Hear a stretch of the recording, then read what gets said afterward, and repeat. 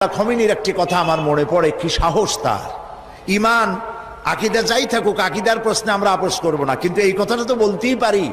যখন আমেরিকা তাকে বলেছিল যে আমার দূতাবাস থেকে যে 56 জনকে গ্রেফতার করা হয়েছে আমেরিকান, এদেরকে ছেড়ে দাও, তা না হলে তোমার খাদ্য রসদ আমেরিকা থেকে যত সাহায্য যায় সব বন্ধ করে দেওয়া হবে। আয়াতুল্লাহ খমেনি জবাব দিয়েছিলেন আমেরিকান প্রেসিডেন্টকে, তুমি কারে খাবারের ভয় দেখাও? যেই জাতির বছরে 1 মাস না খাইয়া থাকা ফরজ, সেই জাতি তোমার খাবারের অপেক্ষা করবে? তোমার মতো কাফেরদের খাবারের কোনো পরোয়া আমরা করি না। মুসলমানেরা যখন ঐক্যবদ্ধ হয়েছিলেন, আল্লাহ তাদেরকে বিজয় দান করেছিলেন সেখানে।